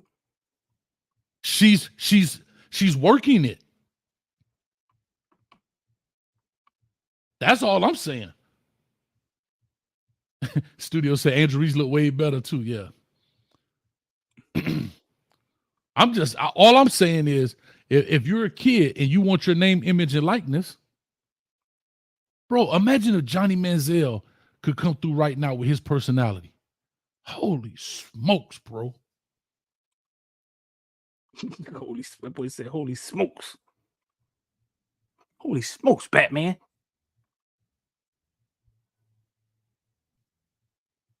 Boy said, holy smoke. Holy smokes, Batman. Bro, just think about that. So for the people that just coming in here, man, we just kind of had a debate on Nick Saban going to Congress saying that, hey, the NIL needs to be some brackets, a system around it, that the big fish are going to eat up all the little fish and things are not going to be fair. And my whole thing was that things ain't never been fair in college football. Big has always been taking a little bang. And Hayes is just saying that it needs to be some type of structure. Like, it needs to be some guardrails. I just feel that, hey, these coaches and these schools, they got the resources. They need to figure it out. Is it the Wild Wild West? It's definitely Wild Wild West, but we're only calling it that. We're only calling it that is because chickens have come home to roost in college football. Is that how you say the saying? The roosters have come home. The chickens. We're only calling it that because they opened up with the NCAA opened up a door, and the hinges came off that mug. Some of the wall got broke down. The back door opened up, and now it's who can get to the business faster. And the Texases and the Miamis, and it seems like they're out front and running. And a lot of these traditional powerhouse programs, they probably can't U-turn fast enough. Right. I'm just looking at, like we talked about it. We had a show on there talking about the Sanders had a blueprint to NIL. They had a spark. I did a show about that. I did a walk-in, the exercise my thought. They could have made money on NIL just for who they are. Yeah, we could say they daddy, but one thing I take my hat off to them, their daddy may be helping them in the background, but look what the son did. The son went and grabbed the camera. The brother went and grabbed the camera. The other one's on there. Boom, they doing it. They doing it. Look at Travis Hunter. Travis Hunter's working his stuff. He got an NIL deal with is it Barstools? He sit in a onesie and talk to the people. Yeah. We sat down and had an interview with him. We had to talk to his people. He was like, hey man, we'll talk to my people. We had to set an interview with his agent, with his people. and present them what we was trying to present to Travis Hunter. He got a couple of NIL deals signed up. Bro, can I tell you what? Listen, I'm gonna tell you what's gonna shock y'all. In that interview that not the interview, that round table. I want to go back to these Cavender twins. The lawyer that they start listing off all the NIL stuff they had going on. And the lawyer said, yeah, that's a few of them, but they have quite and they said they have equity in those NIL deals. They're not just getting a check. They have equity in these companies. A sports drink they helped develop. Who the hell drinking? Nobody I don't even know their numbers, dog. So back to you when they do, I don't even know what numbers they are. Are they 15 and 16? Are they 71 and 17? I don't know. But what I'm saying is they have maximized it because they took it and they said, we're going to run with it. And that's what's important. I want to say this piece, and I think this is super important. and I'm looking at this from a coach perspective. They also brought up, and this is where Nick Saban has said in the intro clip. Shout out to 307 people in the building. Thank y'all for stopping by. This is Hayes Street. We are in Washington, D.C. right now. That's the monument over there. That's the most we ever had. Why we lit? We lit tonight, dog. What's going on tonight? Hold up. Shout out. We at 305, baby. Hold up. I gotta get. Oh Lord, Hayes, tighten up, Hayes. Hold on, 305, baby. Hold it up. Hold it up, Street. 305, Street. You got 305 for a change. There you go. No, other way. There you go. No, you're right. You said 503. There you go. I was absent in school that day, dog. You show absent a lot, dog. You show absent a lot. You must just show the basketball. This is why your NIL deals will suffer. This is why your NIL deals will suffer. You ain't going to class. No, but seriously, now we at 310. All right, it's over. But no, what I was just saying was the development part. And I believe this. I know y'all don't want to hear this, but it is the truth. The transfer part, the way these kids are transferring, I'm telling you, is diluting the game and the quality of player. I don't care who or what you're saying or who we're saying. It's diluting it. I'm going to give you a reverse on this because this is what I thought about as I saw it.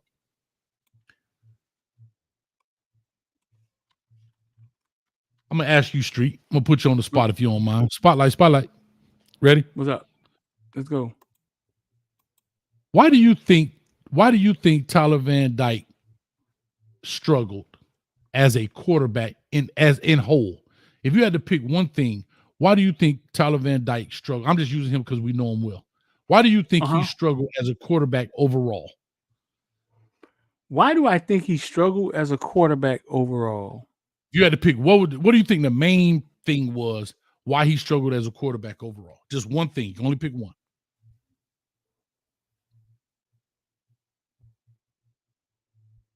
He couldn't read defenses. Why is that then? Why he couldn't read defenses? Mm-hmm. I'm not sure why he couldn't read defenses. Okay. What if I leave this to you? What if I tell you he started off his career with Rhett Lashley, then he had Josh Gaddis, and then he had Shannon Dawson. He had 3 different coordinators. Mm-hmm. What do you think? Do you think that could have been a main culprit in why he was not doing very well? I think that could, yes. I think for every kid that goes through that, especially the quarterbacks, that is a disservice to the kid. Mm-hmm. So if it's a disservice to the kid for the university, then why would they putting themselves at that same disservice when they transfer to 3 different schools, getting 3 different coordinators? Same thing. They're doing the same thing. They're just doing it to themselves. Think about this. Now he's on his 4th coordinator. He's on his 4th coordinator as a player. So it's the same exact thing. So it's the same exact thing. When the coaches change on a kid all the time, the reason he didn't do well because he's on his 3rd coordinator. So when kids in general constantly going to different places, and I'm not saying coaches don't change, but just follow me on this. Okay. When you're constantly being taught by different people all the time, everybody teaches different. The common denominator is you. You just told me, shout out to your man Sly. Hopefully I'm not talking too much here, but shout out to Sly. He's been with certain receivers. I'll leave it like that unless you spill the bag. But he's been with certain receivers for a long time. So those receivers are doing what? The young man I'm about to tell you that you told me was so impressive with his route running is because he's been with the same guy for 10 years. Right. But the other receiver, same guy that know what he's talking about. And he know what he's talking about. So the other receiver that has good talent and great talent, he's not been with him, and he's just picking up on something that guy been with somebody for 10 years. Right. So now when you see players hopping from school to school to school to school, the first thing people will say is he ain't being developed. Shit, he been to 3 different schools. He been at 4 different schools. Right. And it gets confusing. It gets confusing when a kid is so talented, right? Like a Jamar Gibbs that he could just up. Yeah, when he could just up and leave and go anywhere. But he only Or like he made one change. He made one change. I He mean, went Hayes, to we talked about that multiple school shit the other night. Like, ain't too no, but many I'm kids saying going that. to 3 schools. Okay, dog. It is, dog. I'm telling you, it's a lot of kids leaving, dog. Think about why. You got kids that start out of school, they got the one-time transfer, and then when they're a graduate, they can transfer again. Mm-hmm. Now that may not be true, but what we're saying is the development of players.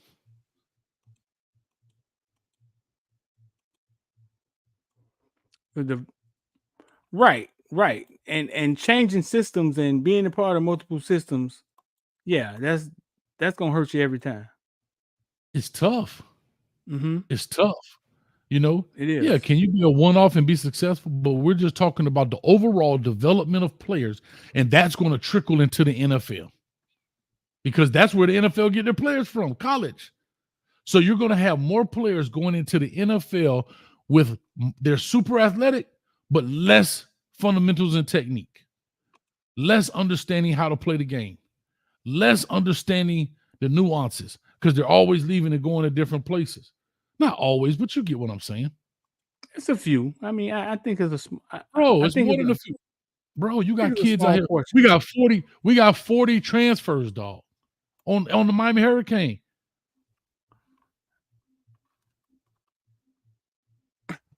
That sounds crazy, don't it? Think about what I'm about to tell you. Hold on, I'm gonna show you something. Our top players for the Miami Hurricanes have been who? Transfers. Charleston Rambo, transfer. Charleston Rambo, transfer. Bubba Bolden, transfer. Henry Parrish, transfer. Quincy Roche, transfer. Kiko Who's our who's our best Marigoa, player? transfer. Who's our best player last year? De'Aaron King, transfer. Kobe Young, transfer. Cam Kitchens was the best player last year. Restrepo was the best player last year. They weren't transfers. No, all right, that's two. Okay, but it's two. But to your point, yeah, right, and that's wild. Some of those guys play better here than they played where they came from. Jalen Phillips, transfer. Yeah. So when we saying they not transferring, like they transferring. Yeah, but you just went like a span of 6 years. Jalen Phillips been in the league for 3-4 years, like. But that's what I'm telling you. They've been Tyreek Stevenson. Thank you, Reggie. Transfer. I'm just talking about they've been transferred. It ain't like it just start happening. I'm telling you how long this has been happening. Bro, listen. The hostile environment of college football and what some of these kids was dealing with, man, I don't give a fuck if they transferred 4 times. Now, what's happening is that's not being talked about is how they're dying in the transfer portal. Cam Ward, 3rd-year transfer.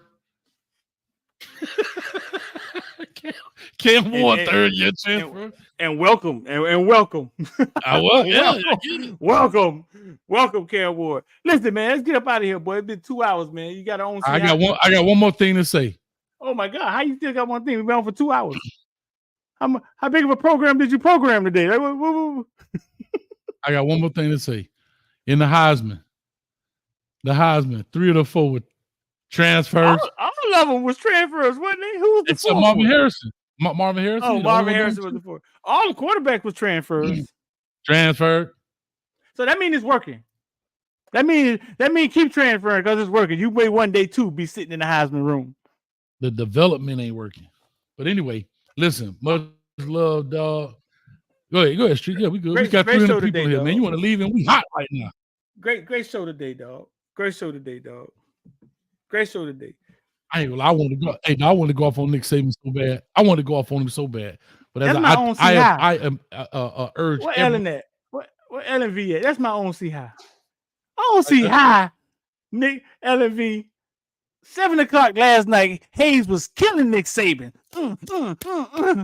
And came right back in here on his side, Ellen V. I see high. Because I saw the whole thing. I saw the I whole don't see thing. how. I watched. Oh, I two-faced believe in context. backstabbing son of a. You was the main I one last night smile with the in your pitchforks, face.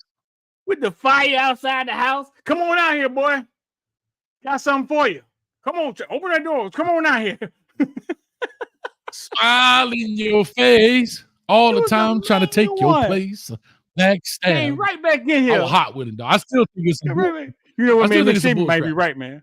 Hoping Nick Saban getting coach. You think Nick Saban gonna hire you? He done coaching, Hayes. Light skinned boonga liquor.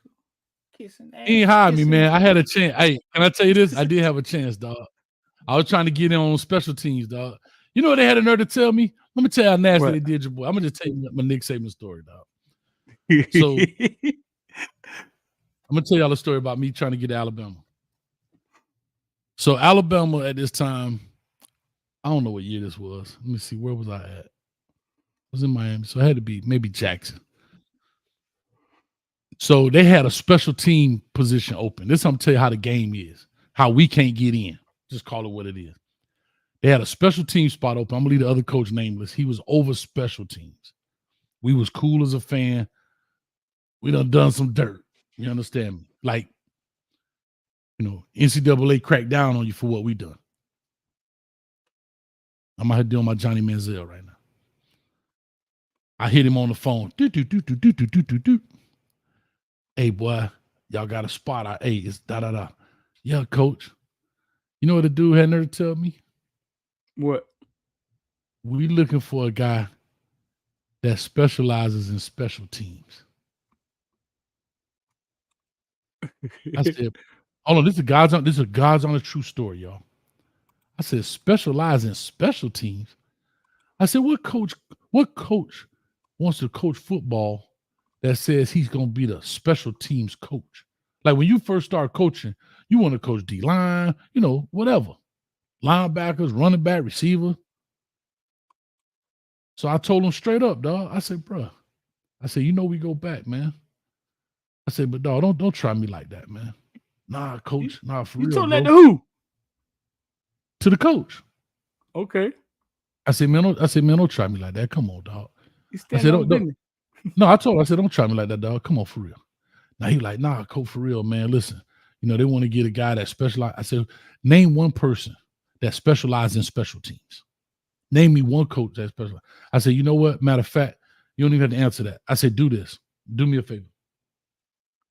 No, I said, do this. I said, I know here's what it is. Because he used to always brag about he had power.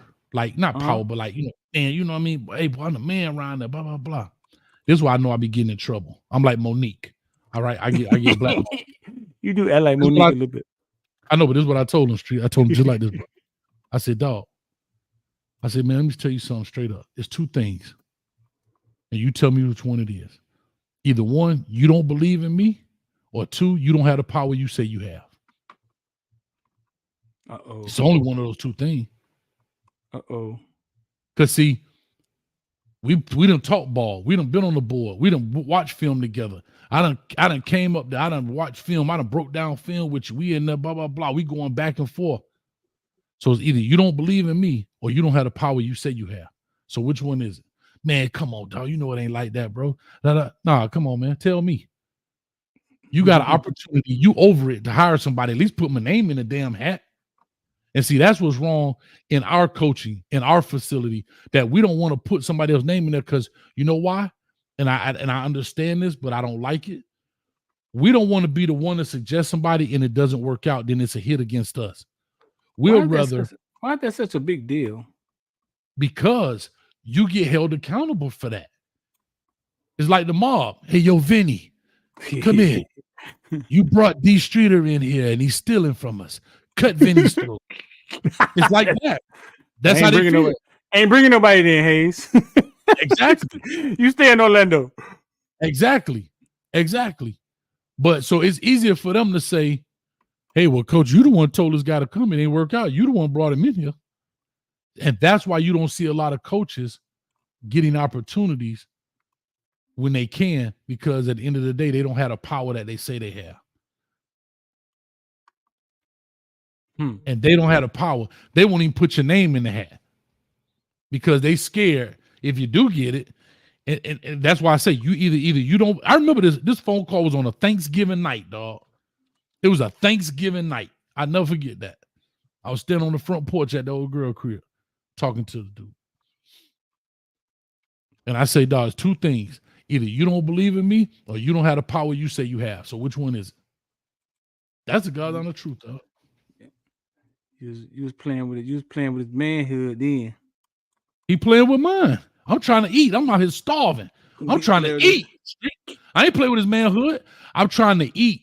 You say you my homeboy. We out here, hey, like Plies say, boy, we laid in bushes together. Boy, we done did dirt, boy.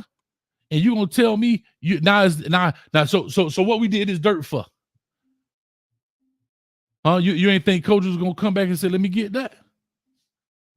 Let me get I'm not asking you to pay me. I'm asking for an opportunity. I'm not asking you to cut me a check. What he said? Can I say we laid in bush? I'm talking about the Plies song. We talking about when they was lobbing people together. But see, I get it though. Y'all go listen to that song. That's your own see how? You don't see how your homeboys? That's you don't see how your homeboys? No, I got a bunch of You don't see how your homeboy did you like that?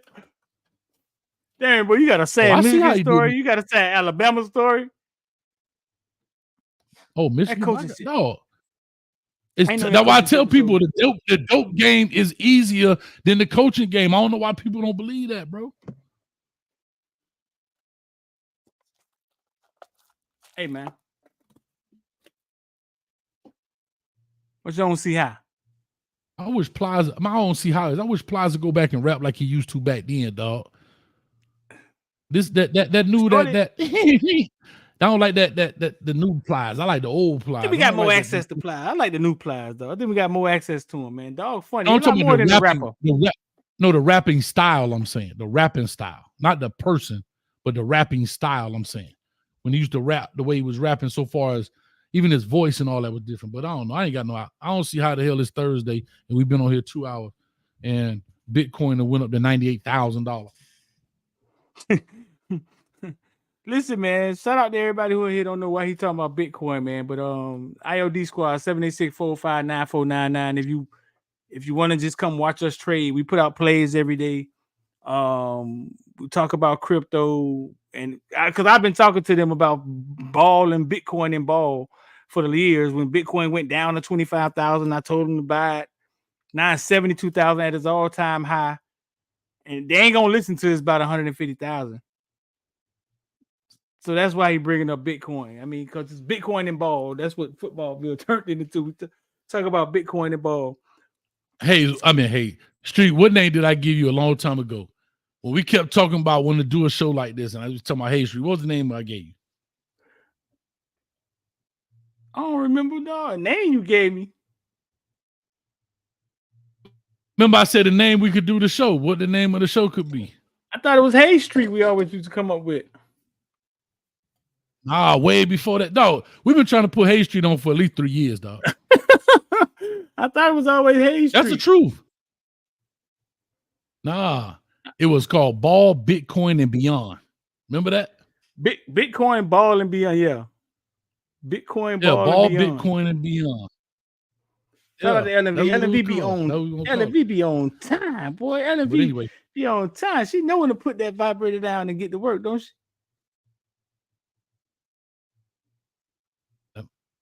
Hey, man, mother. LNV on time. Get him, Ellen. With that sticky keyboard. Hey, LNV, whatever you put up there, LNV, whatever you put up there, I'm putting on the screen. Hey, matter of fact, Street, you need it. Street, I'm finna have you come in. LNV, I'm finna have you come into the into the Discord in the locker room. They're gonna give it to you. They're gonna give it to you right now. LNV said she can't handle the rose. I ain't know you was gonna. She got it. LNV said she can't handle the roses. She got to tap out. It'd be too much. LNV said she got to tap out. She got asthma. Street. You can't be doing. What up? Do me a favor. Street. Turn to the left. and go walk in that corner right there, and you got 5 minutes. You got 5 minutes in the corner. And if he told the truth, man, You got he's 5 the minutes realest in nigga the here. I'm the realest nigga here. You already know. What song that Jeezy, is? boy. In the chat. Anyway, is that Jeezy? Oh, my bad. That Jeezy goes so hard. He was at Jazz in the Garden this weekend. Ain't even go, dog. I'm the realest nigga Friday. in here. We already know. Bro, my homeboy Friday, had a bachelor party. We did not have a DJ. That Jeezy album had just came out, and we just let it play. I heard that Jeezy album 38 times that night. It just played over and over and over again. I already know what time it is. LV from Miami, dog. She said that was too much. That's too much. LV said she need a. Go in that corner and sit down. What? She said that's too much. Go in that corner. Go sit down in that corner.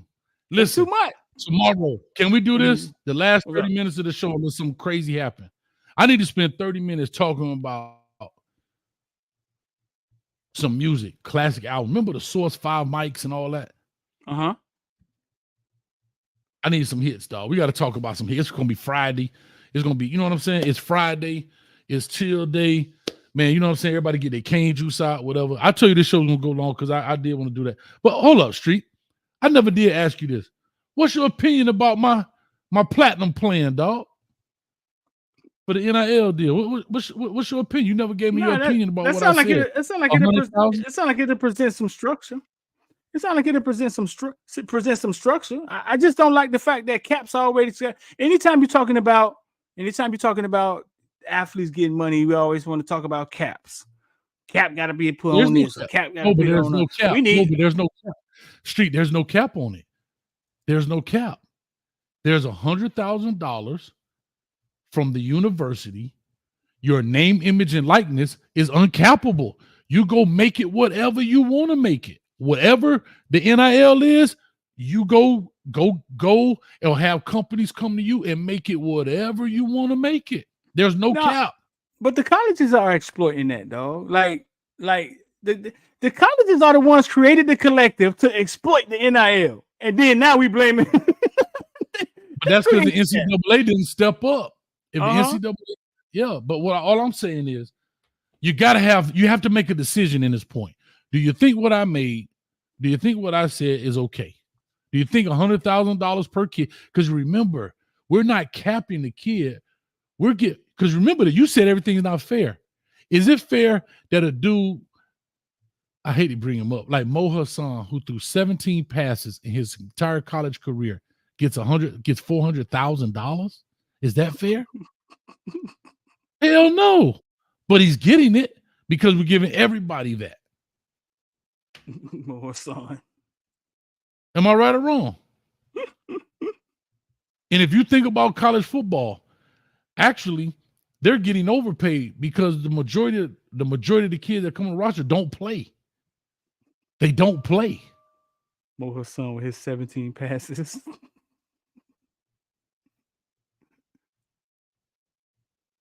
That's all I'm saying. Hold on, you want me to read this? Hold on, let me see.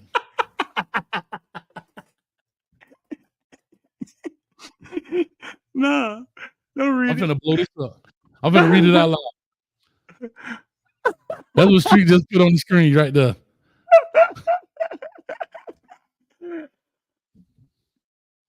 All right, Street, so what else you want to talk about? These nuts. Let's get up out of here, man. It's been 2 hours. It's the best show we done had, though, dog. Yeah, best show. It's the best Hay Street show we done had, man. Yeah, we had fun, man. But anyway, all that being said, this is Hay Street. Catch us Monday through Friday, 7 p.m. Eastern Standard Time ish, somewhere around there. But just be ready about 7:05. You be good. You know what I mean? And we'd be good to go. We talk about just whatever comes up that day or whatever's hot out there on the street. And we have a good time with it, man. Make sure you check us out. WREs are coming out on this side of the street. We got the Discord, so go check that out. That link should be in the description. You could buy you some Bitcoin over there on that side of the street. LV selling roses on that side of the street. Insane DW. Hey man, Insane DW. He got that black label that come with the cane juice cup. Shad selling LV might be selling PT. She done broke her vibrator. She might be selling some PT, some playing time. Nah, she LV selling roses. Sub. She's selling roses. Shad over there selling transmission fluid down the street there on the end. My man, South Coast Kane, he's selling crawfish with no legs on them. So we got whatever you need, we got it, man. And so with all that being said, we out of here, I guess. We in Washington, D.C. Peace.